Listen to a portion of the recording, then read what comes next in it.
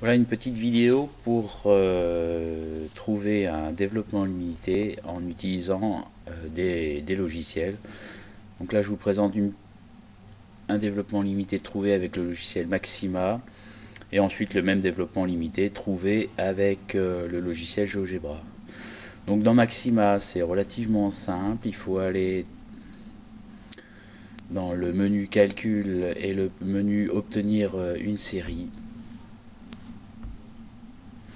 Ici on donne la fonction pour laquelle on veut un développement limité, donc par exemple exponentielle x, la variable est x, on trouve un développement limité au voisinage de 0, et l'ordre est indiqué ici, donc là on est sur un ordre de 8, on va peut-être descendre un petit peu, utiliser par exemple un ordre de 5,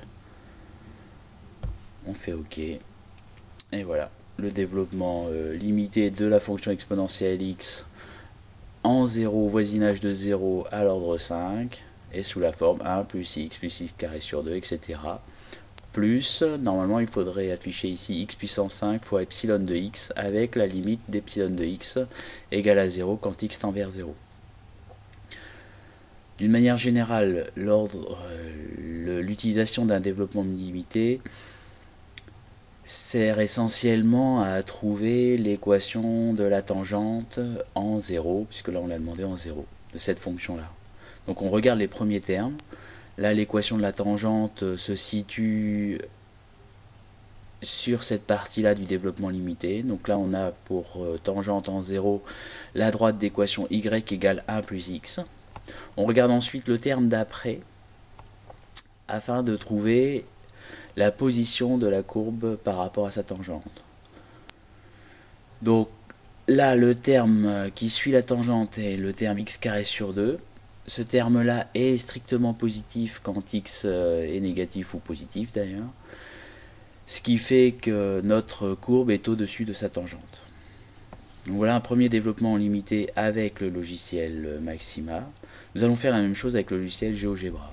Donc dans GeoGebra, il faut connaître la commande par cœur. Pour trouver un développement limité, il faut taper polynôme Taylor. Donc on tape le début du mot polynôme, on se retrouve avec quelques propositions. La fonction exponentielle x. La valeur, on veut trouver un développement en 0. Et l'ordre, on a dit tout à l'heure qu'on avait cherché quelque chose à l'ordre 5. On propose. Et voilà, il nous propose ici le développement limité, à savoir que dans un premier temps, GeoGebra ne fait pas les calculs. Donc 2 factoriel c'est en fait 2 fois 1, 3 factoriel c'est 3 fois 2 fois 1, 4 factoriel c'est 4 fois 3 fois 2 fois 1, etc. Là je vais dessiner la fonction exponentielle x. Vous voyez, on a une superposition de la fonction exponentielle x avec le développement limité. En gros, pour GeoGebra, à partir de moins 1, moins 2. Donc je vous rappelle que le développement limité est valable autour de 0.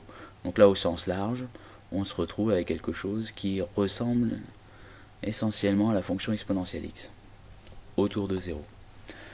Tout à l'heure, on a dit que le début du développement limité nous donne l'équation de la tangente. Donc là, l'équation de la tangente de la fonction exponentielle x serait 1 plus x.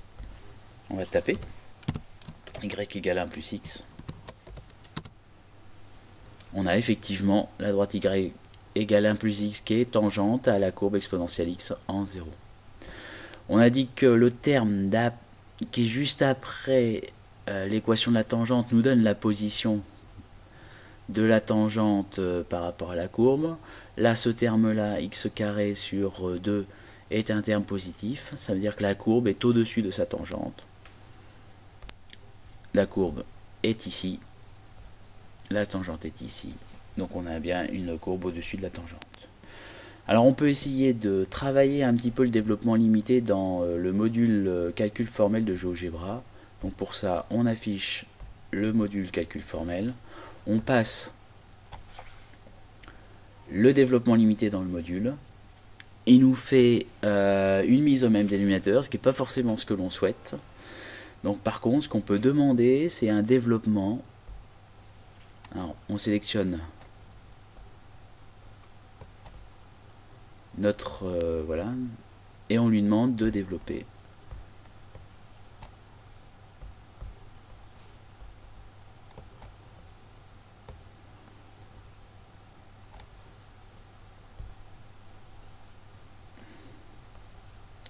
Voilà, il nous a fait un développement. Par contre, il nous a classé le développement limité avec les degrés dans l'ordre décroissant. Donc il faut plutôt le lire dans l'autre sens. On se retrouve avec 1 plus x carré sur 2, plus x cube sur 6, etc. Même information que dans Maxima, normalement, un développement limité à l'ordre 5, on devrait écrire tout ce qui est écrit là, plus x puissance 5 fois epsilon de x avec la limite d'epsilon de x tend vers 0 quand x tend vers 0. Voilà, c'est essentiellement l'utilisation que l'on fait du développement au niveau BTS. Fin de la vidéo pour cette première partie.